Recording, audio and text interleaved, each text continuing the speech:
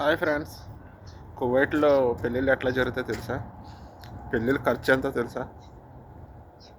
ఒకసారి చెప్తే చూడండి. ఈ అరబ్ వాళ్ళు జరిగిన పెళ్ళిళ్ళు ఖర్చుతో కూడిన పెళ్ళి అనమాట.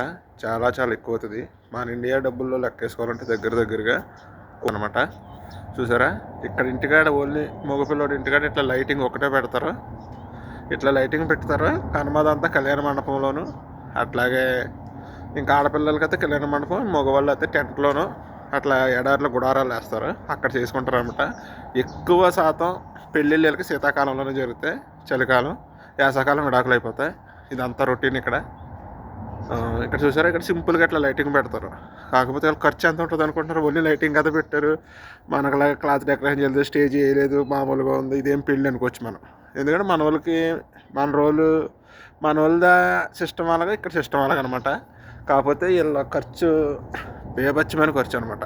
ఎందుకంటే కట్నం మగపిల్లోడు అవ్వాలి. ఎందుకంటే వాళ్ళ స్తోమకు తగ్గట్టు ఇస్తారు. 10,000 పైన ఎవరైనా ఇస్తారు, 10,000 20,000 అట్లాగా. ఇలా బట్టలు అనగా, కార్లు అనగా, మళ్ళీ ఫుడ్డు, కళ్యాణ మండపం ఖర్చు, వీడియోగ్రాఫర్స్కి వీళ్ళందరికీ చాలా చాలా ఖర్చు అనమాట. ఎంత అంటే దగ్గరగా మన ఇండియా డబ్బులు, ఇక్కడ డబ్బులు కోవిడ్ డబ్బులు 40,000 నుంచి 50,000 ఖర్చు అవుతుంది.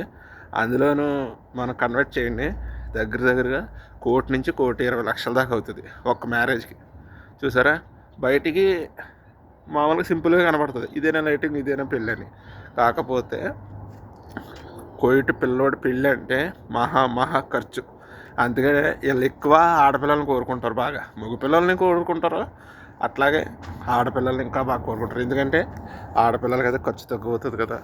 అన్నీ పెళ్ళికి ముందే మనకలాగా పెళ్ళి అయిన తర్వాత వేరే పెట్టడం కాదు, వీళ్ళు పెళ్ళి చేస్తున్నారు అనగానే ఆ కుర్రోడికి మొత్తం సెటిల్మెంట్ చేసేస్తారు. ఎట్లాగా, వాడికి రూము, వాడి సపరేట్గా ఫ్లాట్ అనమాట, 2 బెడ్రూమ్లు, కిచెను, హాలు, బాత్రూము, ఇలాగ మొత్తం ఒక అద్దామ పని మనిషి అనమాట.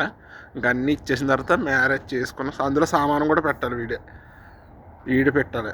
మళ్ళీ ఆవిడ ఓల్ని పెళ్లి చేసుకుని ఇంటికి వస్తుంది అంతే, ఇంకా అంతకుమించి ఏం చేయదు. అంతా మగపిల్లడు పెట్టుకోవాలి. అది మన వాళ్ళు ఇక్కడ ఖర్చు అది అనమాట. కాకపోతే కువైట్ అరబీ వాళ్ళు పెళ్ళి అంటే చాలా చాలా ఖర్చుతో కూడిన పని అనమాట. చూసారా, కథ పైకి సింపుల్గా కనపడుద్ది, లోపల ఉంటుంది ఖర్చు అసలు అయింది. ఓకేనా? Okay friends, bye.